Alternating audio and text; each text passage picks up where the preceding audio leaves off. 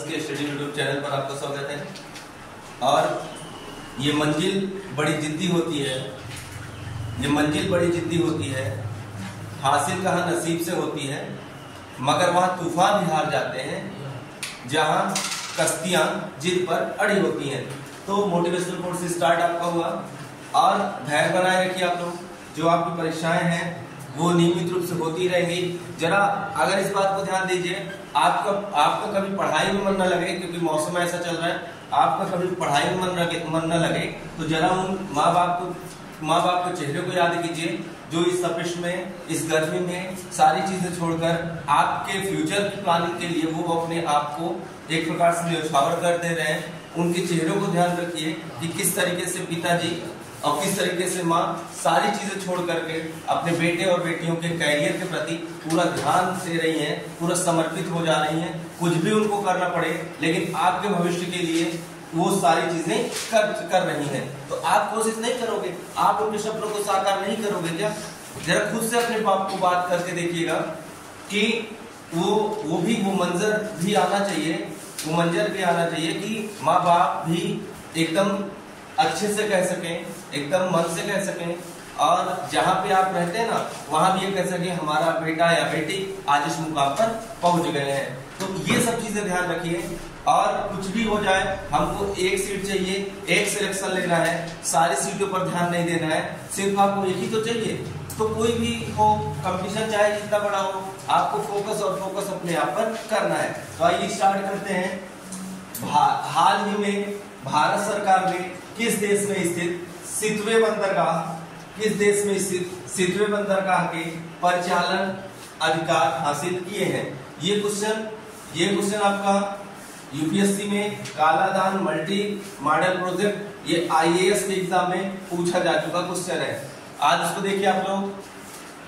एक Kaladan multi modal project है और इस प्रोजेक्ट जो है किन दो देशों के मध्य स्टार्ट हुआ? तो आप जानते रहिएगा, ये जो देश है वो है आपका भारत और म्यांमार।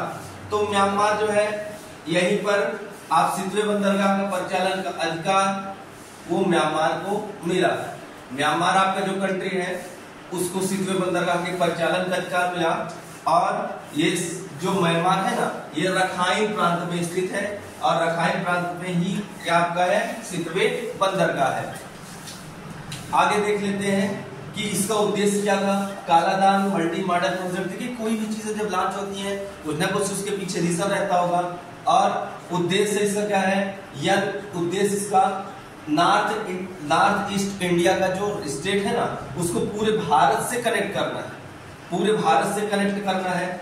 फिर उसके बाद सितवे बंदरगाह के परिचालन का अधिकार किसके पास? भारत के पास। और जो सितवे बंदरगाह के परिचालन का अधिकार है वो किस कंपनी ने दिया?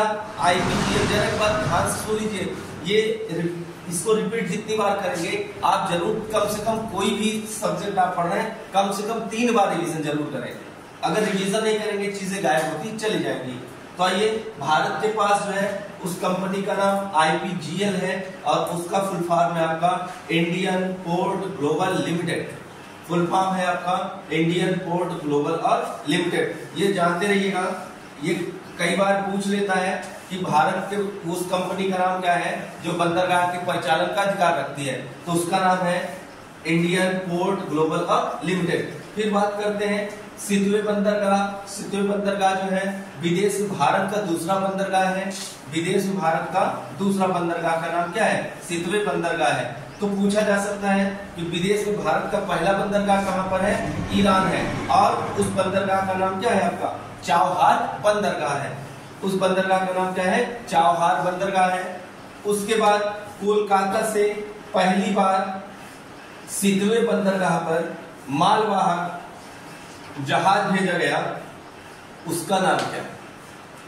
कोलकाता से पहली बार, बताओ आप लोग, कोलकाता से पहली बार सितवे बंदरगाह पर मालवाहक जहाज भेजा गया, उसका नाम क्या है? उसका नाम है MV TTLION।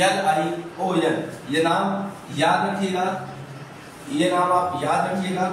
और म्यांमार में भारत ने कौन सा राहत अभियान चलाया था, अर्थात कौन सा ऑपरेशन चलाया था? वो ऑपरेशन का नाम क्या था? करुणा ऑपरेशन था। फिर उसके बाद देख लेते हैं म्यांमार की चर्चा हो रही है। तो म्यांमार का पुराना नाम तो जानते ही होंगे आप लोग। म्यांमार का पुराना नाम क्या है? बर्मा है। और म्यांमार की पुरानी राजधानी वही आपकी हमारे पिया गए रंगून, किया वहीं से टेलीफोन। आप रंगून नाम याद रखिएगा, रंगून नाम है। वर्तमान राजधानी क्या है? नापीता।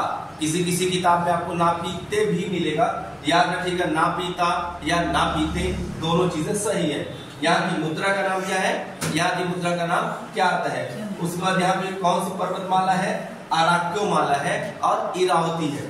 फिर बात कर लेते हैं कि भारत से बाउंड्री बनाने वाले राज्य कौन कौन से हैं। तो भारत से बाउंड्री बनाने वाले राज्य क्या क्या है आपकी? अरुणाचल प्रदेश, उसके बाद क्या है? नागालैंड है, उसके बाद क्या है? मणिपुर है, उसके बाद क्या है? मिजोरम है। जरा इसमें देख लीजिए राजधानी। अरुणाचल प्रदेश की राजधानी क्या है? अरुणाचल प्रदेश की राजधानी ईटानगर है। नागालैंड की राजधानी क्या है? कोहिमा है। नागालैंड की राजधानी क्या है? कोहिमा। मणिपुर की राजधानी क्या है? मणिपुर की राजधानी इम्फाल। मणिपुर की राजधानी क्या है? इम्फाल है। यही तो मणिपुर में घटनाएं भी चल रही थी। दो समुदाय, कुकी समुदाय, मैती समुदाय में बहुत बड़ा दंगा हो गया था। आपको शायद याद होगा, कुछ दिनों पहले, 6-7-8 महीने पहले आपको चीजें पता होगा। मणिपुर में दो समुदायों के बीच, मैती समुदाय और कुकी समुदाय के बीच वहां पर बहुत झगड़ा हो गया।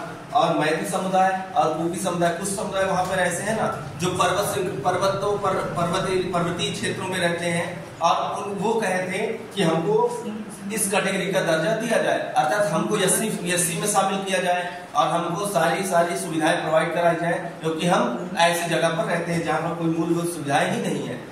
तो ये बहुत दिन तक चला था। वहां पर इंटरनेट बैन था, काफी दिक्कतें हुई थी, और वर्तमान में वहां पर बीजेपी गवर्नमेंट भी है। तो वहां पे कदम जो उठाए गए हैं, बाद में अब जाके मामला जो शांत हुआ है। और नहीं तो वहां पर आपने देखा भी होगा किस तरीके से जघन्य अपराध वहां पर हो रहा था। सर वगैरह काट दिया जाता था, लड़कियों के साथ गलत तरीके से भेदभाव होता था, है ना। उसके बाद चलते हैं मिजोरम। मिजोरम की राजधानी क्या है? आइजोल है। मिजोरम की राजधानी क्या है? आइजोल। तो ये चीजें आप जानते हैं, ये चीजें आपको पता है कि इतनी चीजें बार बार आप लोग रिवाइज करते रहें। इसके बाद अगले क्वेश्चन पर हम बात करेंगे। देखिए, हम ऐसे क्वेश्चन पर चर्चा करेंगे, थोड़ी सी हंसी आपको आएगी। और हाल में दुनिया के सबसे बुजुर्ग जीवित पुरुष का गिनीज वर्ल्ड रिकॉर्ड किसने बनाया? मतलब कुछ भी यार रिकॉर्ड बना दे रहे हैं, जी रहे तो रिकॉर्ड, मर रहे तो रिकॉर्ड, है ना। कोई गुब्बारे के ऊपर फेंक रहा है तो रिकॉर्ड, कोई बहुत देर तक पढ़ाई कर रहा है तो रिकॉर्ड, मतलब कुछ भी बना दे रहे हैं कि रिकॉर्ड बनना चाहिए बस ना। एक तो अभी आपको शायद बताए थे, सबसे पूरे जीवन भर नहाया नहीं व्यक्ति, उसका भी रिकॉर्ड बन गया, है ना। पूरे जीवन भी नहीं नहाया, अब पूरे केवल एक बार जब जन्म लिया, वो तब से एक ही कोई कपड़ा पहना रहा है, ऊपर से डालता जा रहा है, ऊपर से डालता जा रहा है। वो यार इंसान है क्या है वो? नाम आपको किसी दिन बताएंगे, नाम ध्यान नहीं आ रहा है इसका। चलते बात करते हैं बुआन। इनका नाम सबसे पहले जान लीजिए, जॉन अल्फ्रेड साहब है। जॉन अल्फ्रेड जो है वो मात्र 111 वर्ष और 223 दिन जीवित है, अभी भी वर्तमान में है, ठीक है। और लिवरपूल एक जगह है इंग्लैंड में। बुआन विसेंट पेरेज, इनका निधन हुआ और बुजुर्ग पुरुष में 114 वर्ष मात्र जीवित रहे, और वेनेजुएला में इनका निधन हुआ। ये वेनेजुएला के थे, ठीक है, वेनेजुएला। और यहाँ की राजधानी क्या है? कराकस, ठीक है, कराकस यहाँ की राजधानी। फिर इसके बाद बात कर लेते हैं बुसाबुटो। बुसाबुटो नाम है, और बुसाबुटो नाम है, ये जापान के हैं, और मात्र 112 वर्ष में ही इनका निधन हुआ। क्या कर लेते हैं यार जीवित रह के, क्या बनाना चाहते हैं? वर्तमान में जीवित रहे सबसे बुजुर्ग पुरुष जॉन अल्फ्रेड, यही आपको बता दिए, 111 वर्ष 223 दिन। और ये कहाँ के रहने वाले हैं? लिवरपूल में, इंग्लैंड के रहने वाले हैं। उसके बाद भाई साहब ये बताओ जरा, महिलाएं ज्यादा जीवित होती है, पुरुष ज्यादा जीवित होता है? अरे महिलाएं जीवित होती, खून चूस के तो वो कितना ज्यादा एनर्जी उनके भीतर रहती है, खून चूस के वो जीवित रहती है। कभी आपने सुना है कि महिलाओं को हार्ट अटैक आया है? आप बहुत रेयर, आप रेयर सुने होंगे। महिलाओं को हार्ट अटैक बहुत रेयर होता है, क्योंकि उनके सारे टेंशन होते हैं। वो घर रहती हैं, होम मिनिस्टर घर ही है, वो उनको कुछ खाना वाना बनाना, वो तो कॉल करेंगी, आज क्या बनेगा? तो वो कहते हैं घर में है कुछ सब्जी है, भिंडी है, नहीं है, आलू है नहीं है, बैगन है नहीं है, फिर क्या बनेगा? वही तो हम भी पूछे क्या बनेगा, उल्टा सवाल फिर से वही चीजें आ गई, है ना। तो मतलब पुरुष तो इसी में सोच के परेशान रहता है, तो अटैक उसको आएगा कि महिला को आएगा? वो तो सारी चीजें वही करता है, कुछ काम घर का छोड़ दिया जाए तो बाकी सारी चीजें वही करते हैं। इसलिए यहाँ पे आप उदाहरण भी देख लीजिए, वर्तमान में जीवित सबसे बुजुर्ग महिला, इन सबका रिकॉर्ड है, सबके दादी हैं ये, देख लो 117 साल जीवित है ना। तो कितना मतलब इंटरेस्टेड होकर खून चूस कर जी रहे हैं लोग ना, क्योंकि महिलाएं वैसे भी ज्यादा मात्रा में जीवित रहती हैं। हमारा बस एक कानून बना दे जो आज के डेट में लड़के और लड़के के बीच का जो अंतर होता है ना 5 साल 3 साल के अंतर पर, मतलब लड़के बड़े होने चाहिए लड़की छोटी होनी चाहिए, उसका अपोजिट 5 साल लड़की बड़ी हो, ठीक है, लड़की 5 साल बड़ी हो और लड़का 3 साल उनसे छोटा हो, उससे साथ शादी हो उसकी।